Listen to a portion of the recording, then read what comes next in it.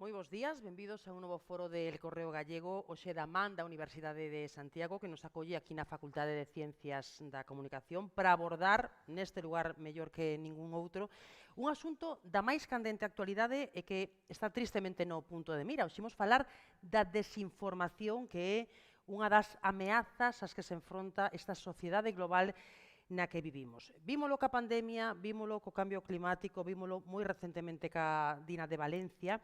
A cuestión non é simplemente que se difundan noticias falsas, a cuestión vai moito máis aló. Falamos dun fenómeno que apela ás emocións e que crea un relato malintencionado que distorsiona a realidade, que desprestixia as institucións, os medios de comunicación e que de alguna maneira acaba creando caos, confusión, polarización e todo isto pois para beneficiar a alguén, non? Alguén saca rendimento de todo isto, pero pon en perigo a nosa forma de vivir, as nosas liberdades, a saúde pública, a nosa seguridade. É un tema complexo e moi preocupante do que hoxe imos falar con dous expertos en todas estas cuestións, os profesores José Julio Fernández e José Sixto García. Moi bons días. Bos días. Grazas por acompañarnos e por aceptar o convite que lle facemos para falar dun asunto, como digo, moi preocupante. Profesor Fernández, vou resumir os currículos para entrar xa de cheo na cuestión. O profesor Fernández é catedrático de Dereito Constitucional, licenciado tamén en Políticas, en Xornalismo, en Comunicación Audiovisual e é director do Centro de Estudos de Seguridade, o CSEC. Así que, bueno, grazas por acompañarnos.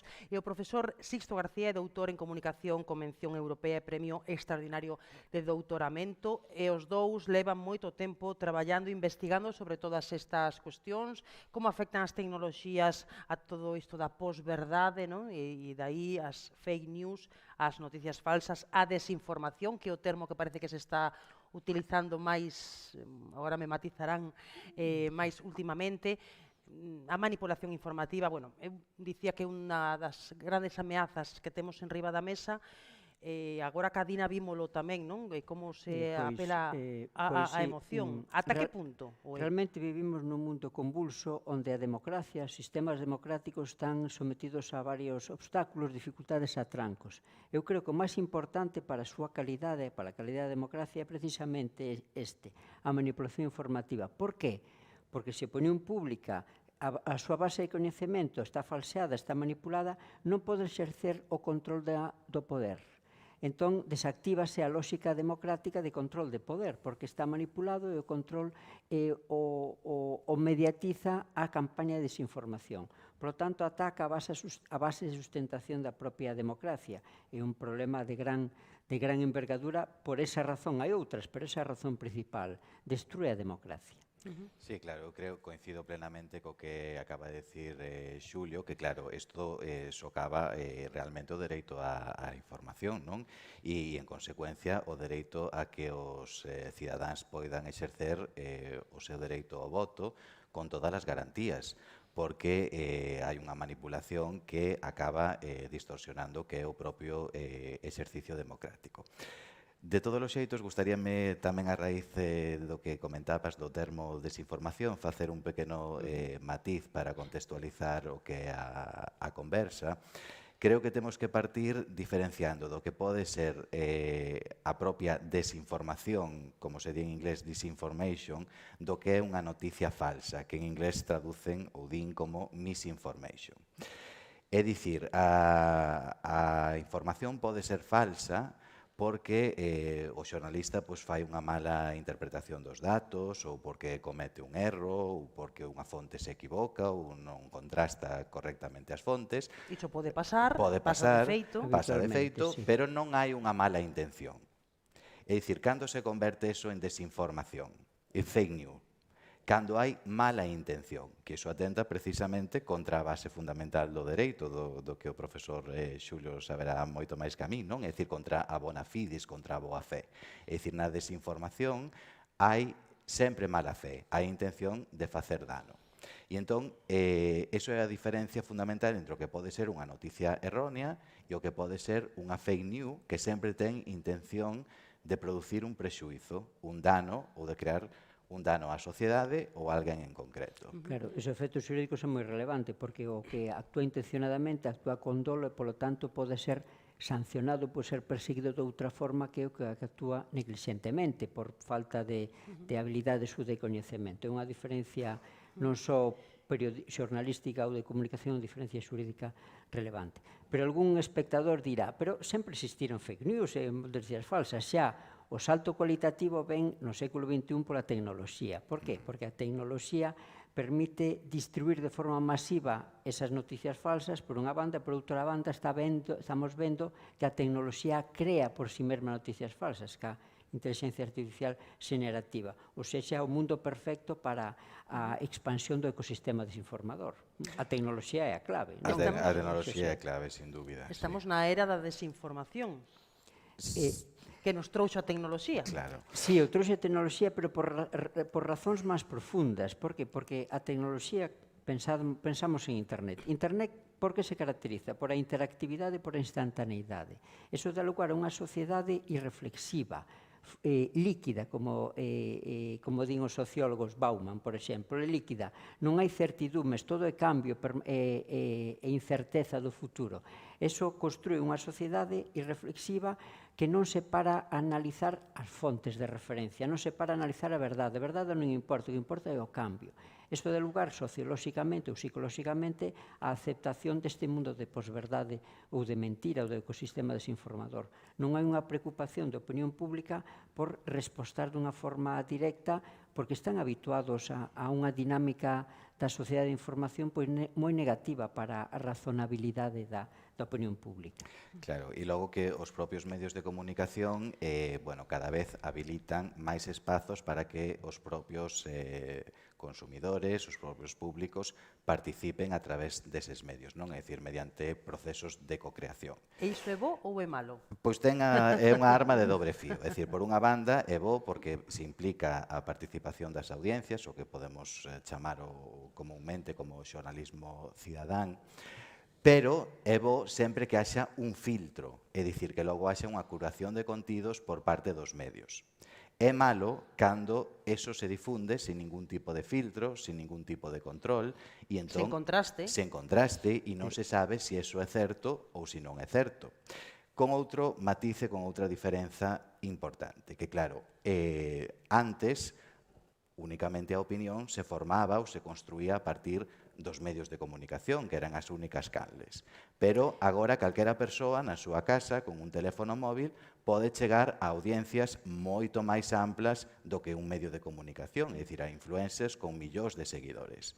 Entón, esas opinións persoais poden ser certas, poden non ser certas, poden estar contrastadas, non contrastadas, pero teñen unha repercusión mediática sobre os públicos grandísima. Eu creo que o xornalismo cidadá é negativo. Claro, por ir por partes, porque está o tema das influencers, aparcámoslo un momentiño e logo volvemos a él. Nunha balanza, eu creo que claramente negativo. Por qué? Porque a información veraz que quera a nosa Constitución é unha responsabilidade democrática. Unha obriga unha responsabilidade democrática e, polo tanto, teñen que levála a cabo profesionais. Eu non creo na capacidade do cidadán lego en temas xornalísticos para construir esa información veraz que necesita a opinión pública democrática. Outra cousa é que participe en opinións, pero esa outra cousa, a liberdade de expresión require opinións, pero a liberdade de información democrática nunha democracia consolidada creo que non se pode construir pola virtualidade cidadá. Pero os medios de comunicación, perdoa, José, os medios de comunicación temos entón unha responsabilidade tamén moi grande. É un tirón de orellas que nos está dando. Jefferson dicía no seu momento histórico que él non quería división de poderes, quería prensa libre. É dicir, prensa profesional que sexa capaz de producir noticias relevantes para controlar o poder público. O que dicía antes, a prensa é necesaria, os medios de comunicación son necesarias para informar a opinión pública e que esta exerza o control democrático racional a través das vías de participación, sobre todo no momento electoral, pero noutros. Se os medios de comunicación non son capaces de formar adecuadamente a súa cidadanía, pois a nosa democracia non ten cualidade. Sempre se dixo que o xornalismo era o cuarto poder, non? Pero claro, a principal función é precisamente do xornalismo é controlar o resto de poderes.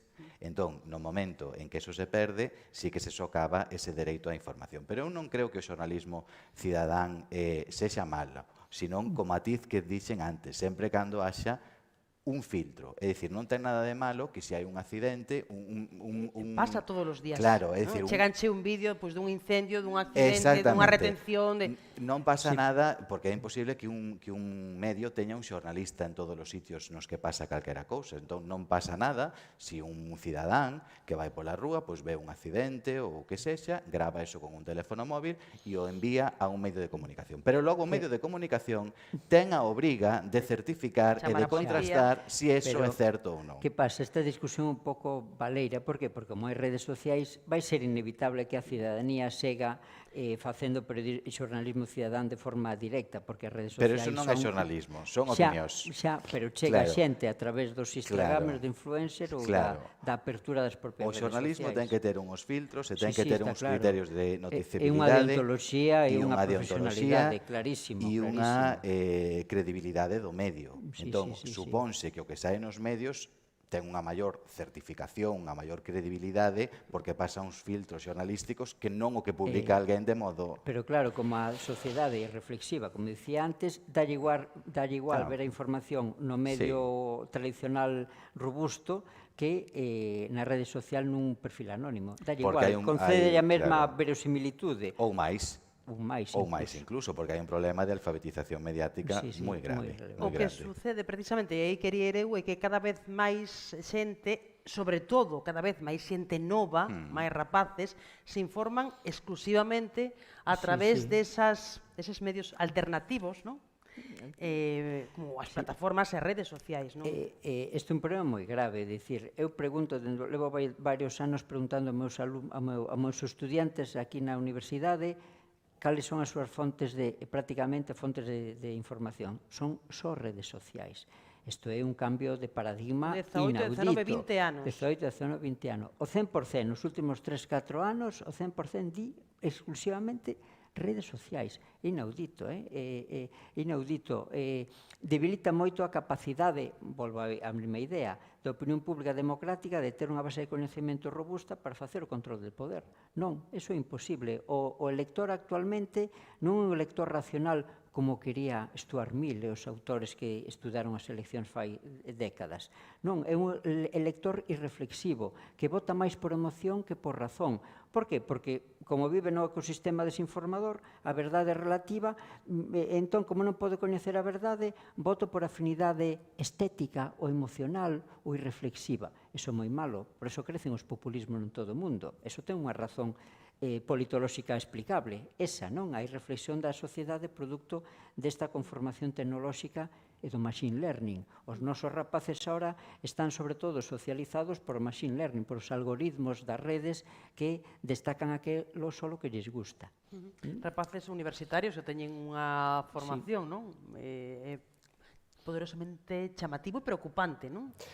Sí, bueno, coincido co que di Xulio tamén en que prevalece moito máis o pazos, a emoción sobre o logos, é dicir, sobre o propio coñecemento. Pero os medios de comunicación tamén teñen os seus propios perfis nas redes sociais. Entón, o problema non é tanto a plataforma, senón o problema é non saber diferenciar as fontes que teñen credibilidade ou que están amparadas daquelas que non. É dicir, o problema non é consumir a través de redes sociais ou de televisión ou desa cousa que había impresa que se chamaba un xornal, que esta xente nova xa nunca, eu creo que nunca tocou ningún, non? Pero, entón, o problema non é o soporte, o problema é a fonte. É dicir, non pasa nada porque el Correo Gallego informe a través de TikTok ou informe a través de Facebook ou de Instagram. O problema é cando o usuario non diferencia se iso é un xornal ou se iso é pois calquera outra cousa que non pasa ningún tipo de filtro. Ou o usuario entende que esa fonte, el Correo Gallego ou Instagram, é menos fiable que tal influencer que ten 100.000 seguidores, que eso tamén tristemente está pasando. É dicir, a tecnoloxía non é mala por si mesmo, todo o contrario, a tecnoloxía é neutral. A tecnoloxía é neutral. Depende da alfabetización digital ou formacional que teña o usuario, a utilizará ben ou a empregará mal. Ese é o problema. Claro que o TikTok que ten milleiros de seguidores influe máis, Por que? Porque hai unha percepción da realidade e da construción desa sociedade de información que dicíamos antes que favorece ese recurso psicolóxico da persoa xoven que se cree máis o TikTok e a fonte fiable. Pero eso é unha cousa inevitable a día de hoxe. O que temos que facer? Alfabetización digital, educar mellor nós que somos profesores, teremos que educar mellor, eu intento, non? Educar mellor o meu estudantado para que sexa un cidadán democrático máis robusto. Difícil, pero tentarémolo. Vostede que tamén é activo en redes. Sí, eu son activo, bastante activo, pero trato de non desinformar, todo o contrario, sin dar unha información fiable e contrastable para construir opinión pública. Bueno, fío do tema das influencers, precisamente onte o Consello de Ministros tomaba tamén así algunha medida para facerlle fronte a todo isto da desinformación. Por exemplo, que eses influencers que teñen máis de 100.000 seguidores teñan que desmentir os bulos cando son bulos. Non sei se que estarían pendentes diso, non sei que lles parece. Bueno, isto é unha cuestión que se formulou dende a Unión Europea coa propia Directiva de Medios Audiovisuais do ano 2018, que logo se traspuxo aquí coa Lei Xeral de Comunicación Audiovisual do ano 2022, que reemplazaba a de 2010, e que inclúe por primeira vez a figura de usuarios de especial relevancia. O que pasa é que deixaba eso nunha disposición ao final que estaba prevista de que se regulase. Entón, este mesmo ano, en abril, creo recordar que saiu un Real Decreto que regulaba precisamente o que regula a actividade dos influencers nas redes sociais e que obriga a escribilos nun rexistro estatal de prestadores de servizos de comunicación audiovisual, igual que se fose unha televisión, por exemplo, porque están chegando a audiencias tan amplas como pode chegar unha televisión. Entón, os requisitos que exixe ese Real Decreto son dous. Por unha banda, unha audiencia significativa, é dicir, que ese usuario teña ou ben 1 millón de seguidores nunha rede social ou 2 millóns de seguidores no conxunto, no caso de que utilice varias redes sociais, que teña unhos ingresos significativos no ano natural anterior superiores ou iguais a 300.000 euros e que publique ao menos 24 vídeos durante o ano anterior, que non son moitos. Non son moitos. Entón, eso obrigaos a inscribirse nese rexistro e a cumprir cos estándares da Lei de Comunicación Audiovisual, é dicir, que teñen que cumprir as mesmas obrigas que unha televisión, por exemplo, a efectos de falar de xogos, casas de apostas, ou de falar de bebidas alcohólicas, ou de tabaco, igual que se fose unha televisión. E logo, eso non exime da outra parte, que é a parte que non ten capacidade coactiva, é dicir, a parte deontolóxica. Entón, nesa parte deontolóxica, sempre temos autocontrol, que ten o seu propio código de influencers, e que dá unha serie de boas pautas do que como debería comportarse un influencer en redes, non? E iso afecta tamén ao tema da información de calidade. Si, realmente nos últimos anos hai un gran esforzo normativo, sobre todo na Unión Europea, non só nos medios audiovisuais propiamente ditos, tamén medios digitais, hai un regulamento 2022, a normativa de inteligencia artificial deste ano tamén incide na desinformación nos contidos de odio.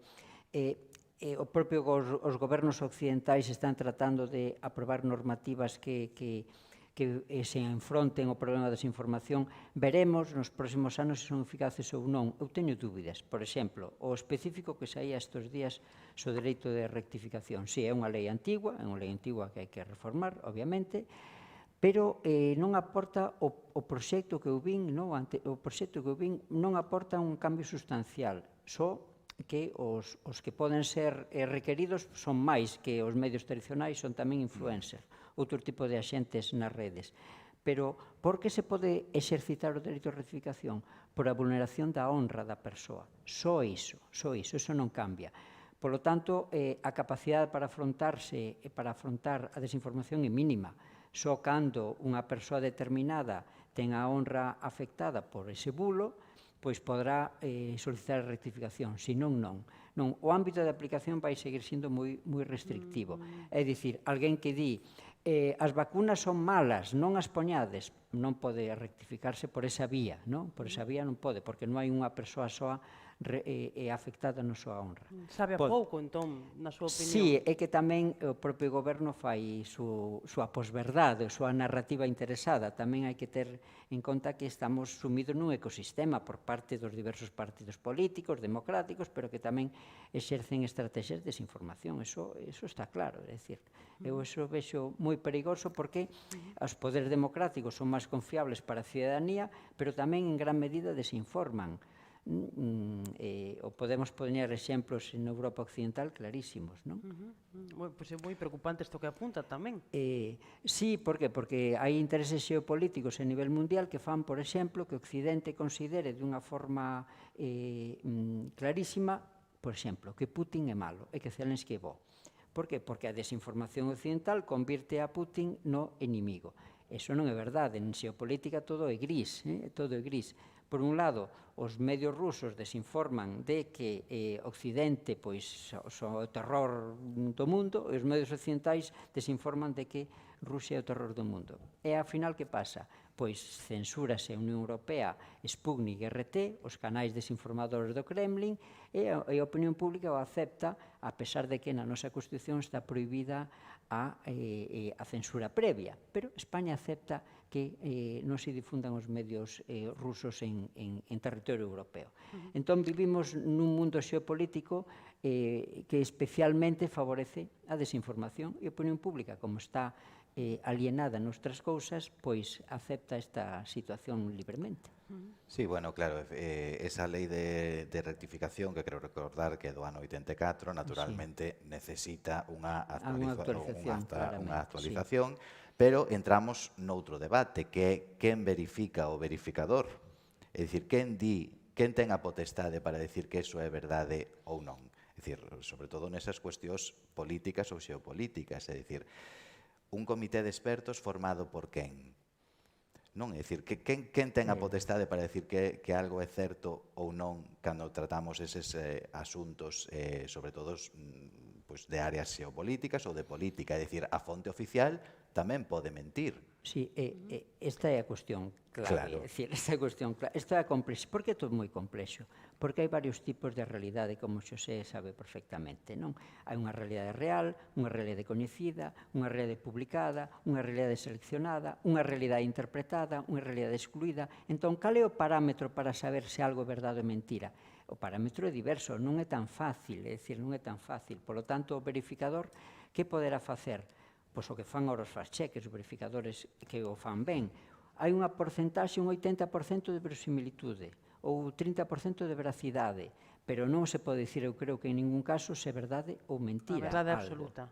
Sí, e iso, como non simplifica a mensaxe, sino que complica a mensaxe, a opinión pública pois ten unha dificultade para analizar esas cousas, porque a opinión pública quere cousas maniqueas, ou sí ou non, ou verdade ou mentira. Ten pouca capacidade de absorber racionalmente cousas máis complexas.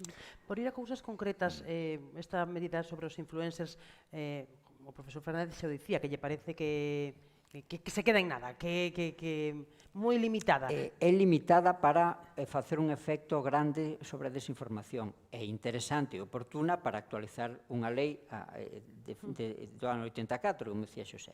É dicir, é interesante, hai que facelo, non? Hai que facer cambios normativos. Hai outra lei moi antigua, que é do ano 82, do dereito á honra, que habría que actualizala tamén. É dicir, hai que actualizar esas leis de dereitos fundamentais dos anos 80.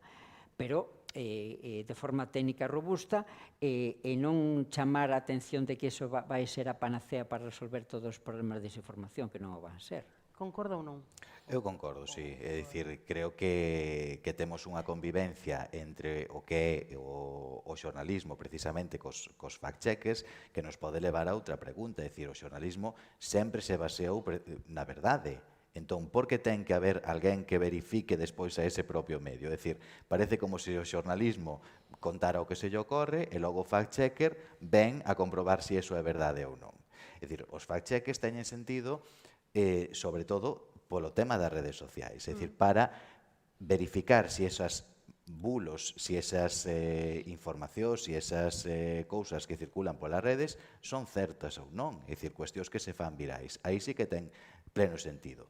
No caso dos medios de comunicación, supónse que un medio xa está contando, xa está aplicando uns criterios xornalísticos, xa hai uns filtros, xa hai un contraste de fontes. Entón, aí, bueno, pois temos as hemerotecas, comprobar se esas informacións, se esas declaracións se dixeron ou non, pero volvo ao mismo, é dicir, as fontes oficiais tamén poden mentir. Quen nos daba as cifras de mortos durante a COVID? Pois é unha fonte oficial. Nós non temos maneira, o xornalista non ten maneira de contrastar iso máis que a fonte, máis que recorrindo á información institucional.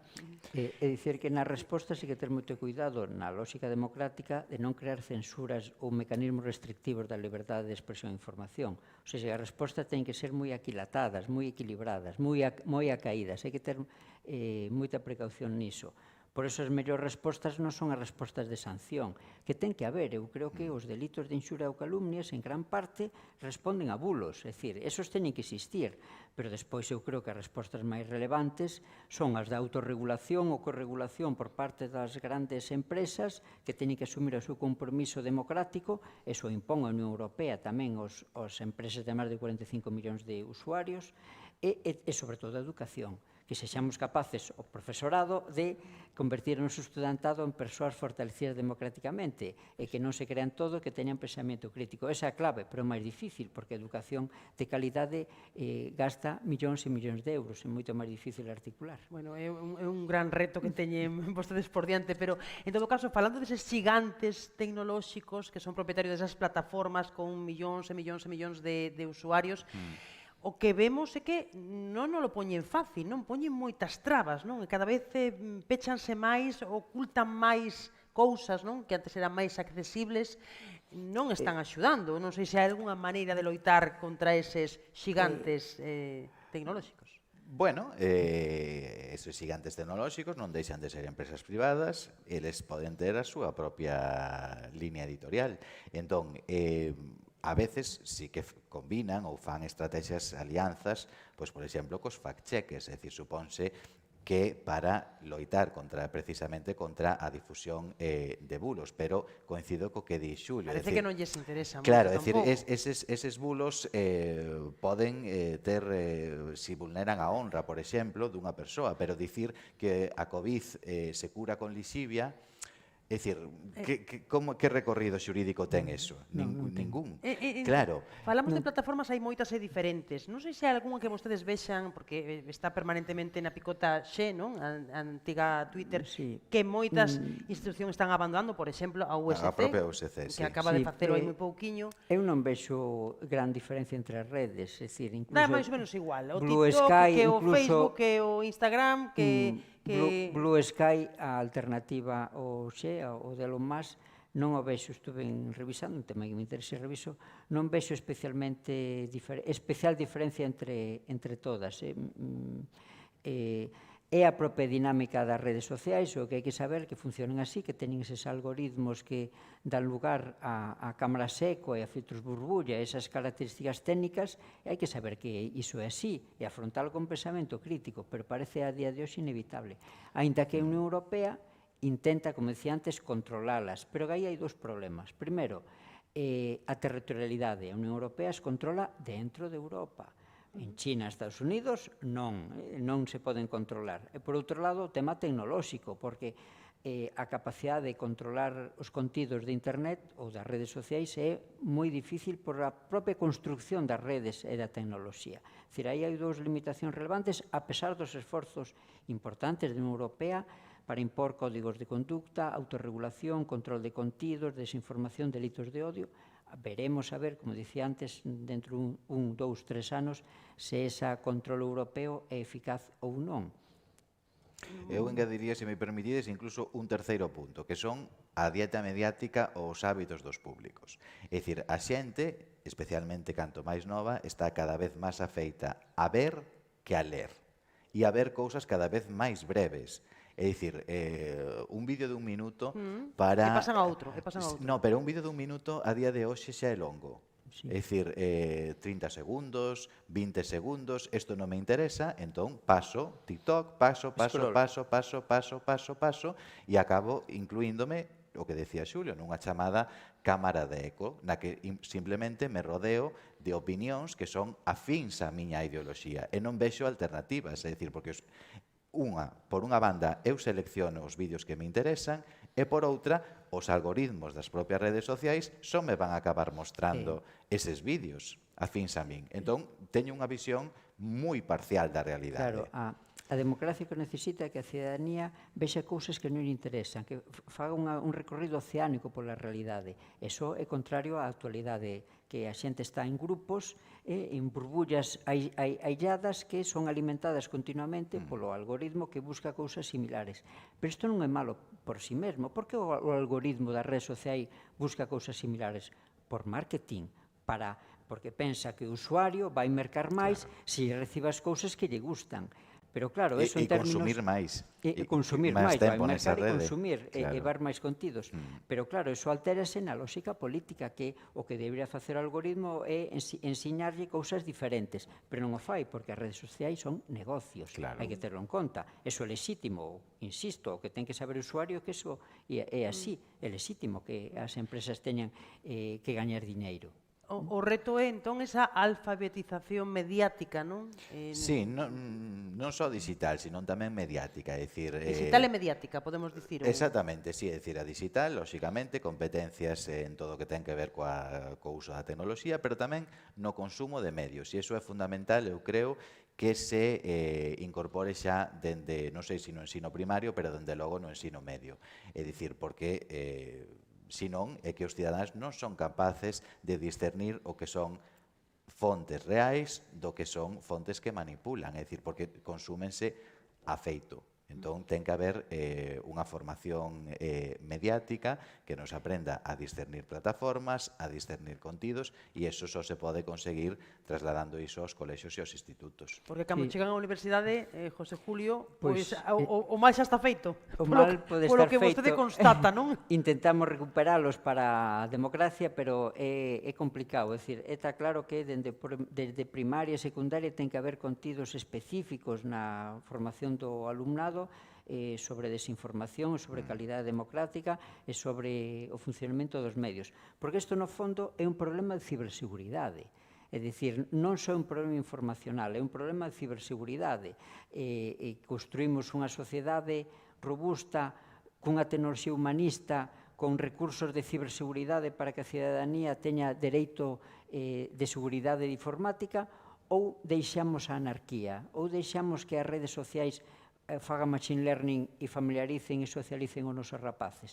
A pregunta está clara como se contesta, pero entón o poder público ten que pôr diñeiro na educación de calidade e nos medios de comunicación, en gran parte habitados por mileuristas que teñen pouco tempo para reflexionar as noticias e para facer un traballo profesional máis robusto. Os propios medios hai que reputalos, hai que apoialos, porque senón son absorbidos polas redes sociais e polos paramedios ou pseudomedios ou como queremos chamarlles. En esas redes sociais, por exemplo, hai que estar ou non? É dicir, a USD, por exemplo, agora non está, non lle cedes espazo a outras... Eu sempre digo que non dan un premio por ter máis redes sociais que o resto. É dicir, eu creo que cada empresa ou cada institución ou cada organización ten que seleccionar aquelas redes sociais que son afíns ao seu público obxectivo.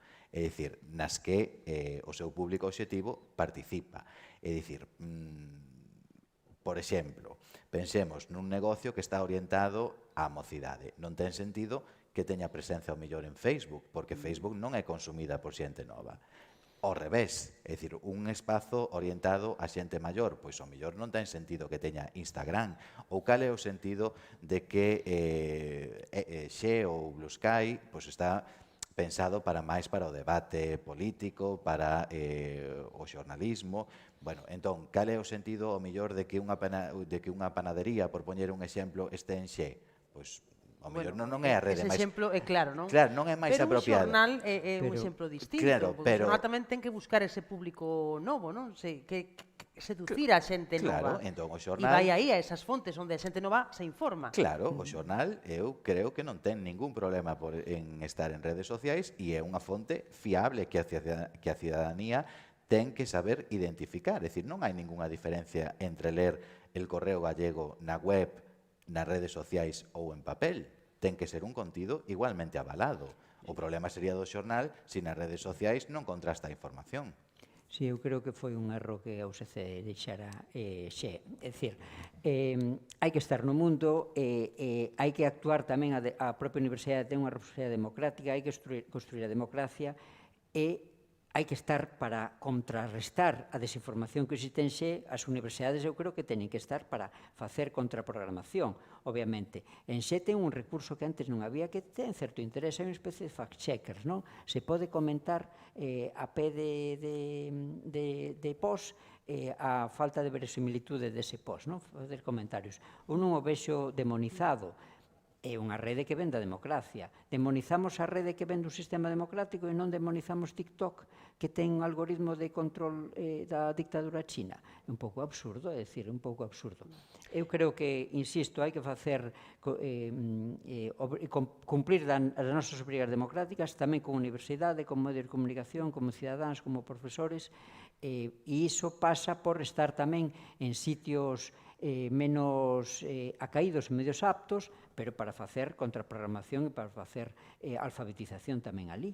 Sí, con TikTok hai un problema, bueno, non sei se un problema, pero polo menos certas dúbidas con respecto ao tratamento que fan dos datos. De feito, a propia Unión Europea proíbe o seu uso nos teléfonos corporativos, porque non se sabe moi ben que datos recopila nin para que, e o que di ele, é unha rede que ten chinesa, ten sede en China, e, bueno, non sabemos moi ben. E logo hai que pensar outro factor, que é que tanto Facebook, que é a rede máis usada no mundo, como Instagram, que é moi popular, como unha aplicación de mensaxería instantánea, que non é unha rede social, pero que todos usamos, que é WhatsApp, forman parte dunha mesma empresa, que é o grupo Meta. WhatsApp tamén hai desinformación a través do WhatsApp. Tamén pode haber, claro.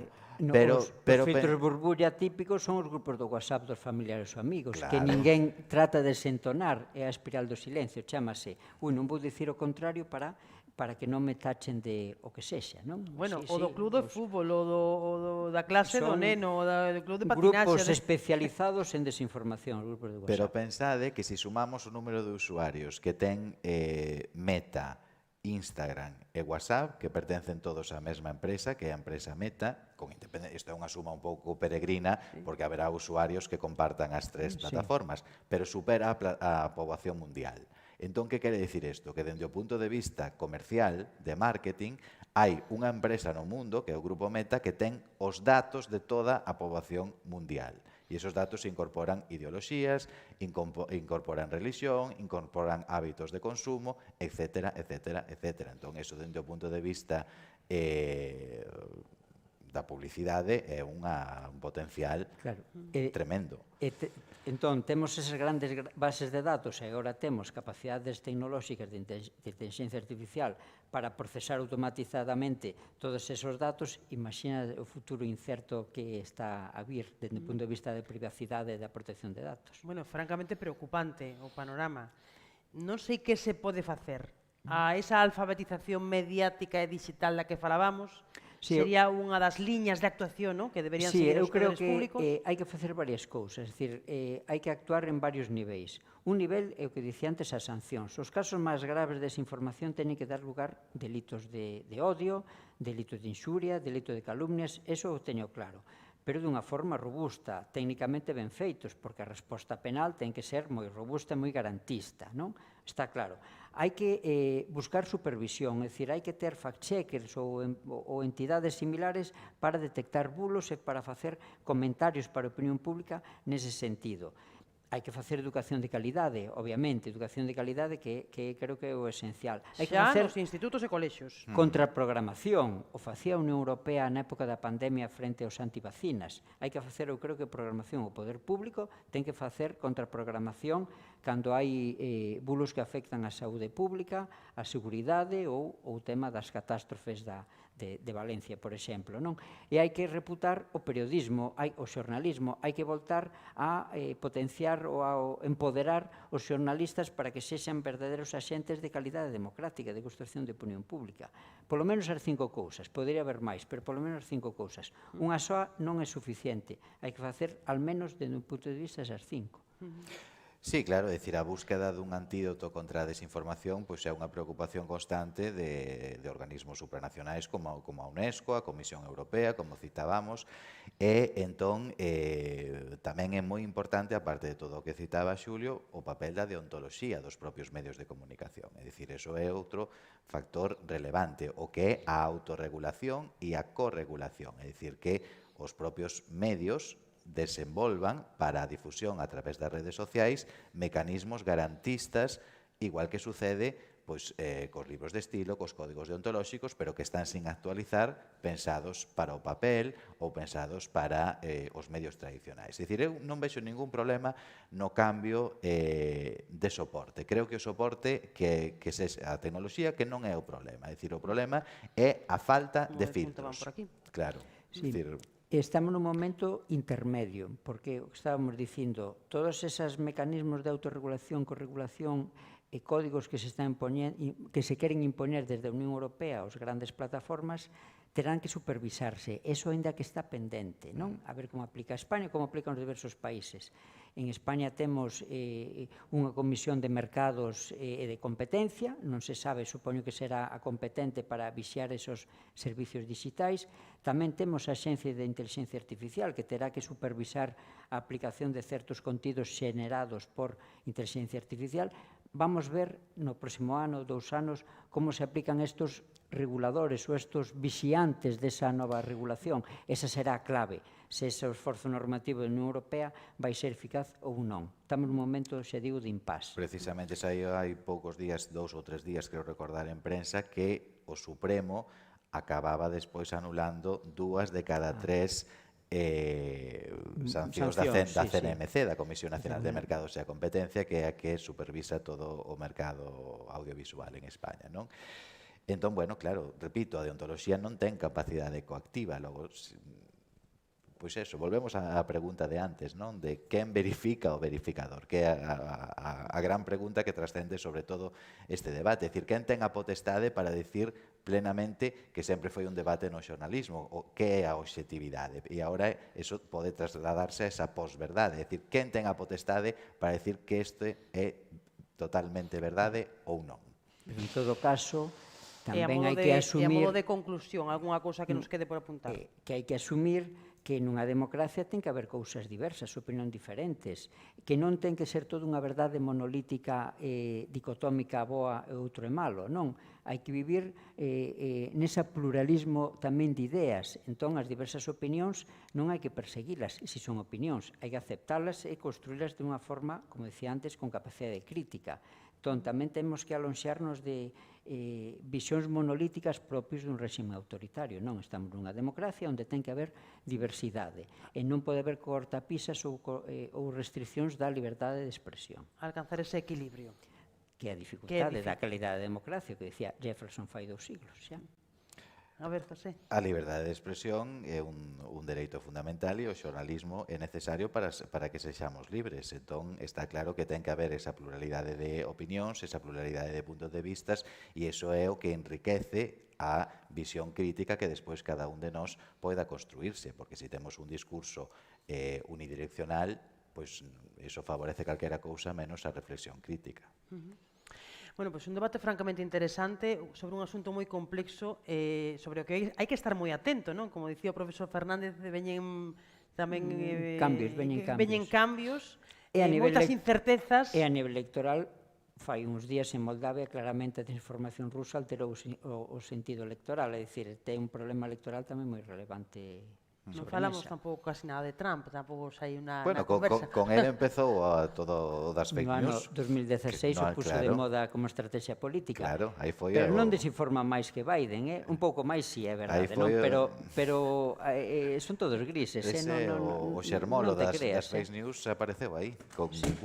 Os seus Bueno. asesores son que construíron as estrategias de desinformación. E daquel 2016. este barro, non? Que... Sí, e no Brexit tamén, pola Cambridge Analytics, Exacto. bueno, xa está Bueno, estudiado exemplos hai eso moitos. todo. Sí, E xa de hai uns anos. sí, sí. Bueno, pois moitísimas grazas pola conversa francamente interesante. Eu propoñolles Grazas a que nos vos. xuntemos dentro de, pois non sei, un ano para ver como está o panorama e Pois saber sí, se sí. algunha das medidas que se está adoptando, anunciando ou estudando, pois ten un efecto positivo. Pois sí. Quedamos emprazados. Quedamos Pola nosa emplazados. parte, encantados. Comprometémonos, sí. Seguirán traballando no asunto e nos pendentes tamén das súas investigacións. Por suposto. Moitísimas grazas por acompañarnos os dous e grazas a todos por seguir un foro del Correo Gallego da man, como digo, da Universidade de Santiago de Compostela.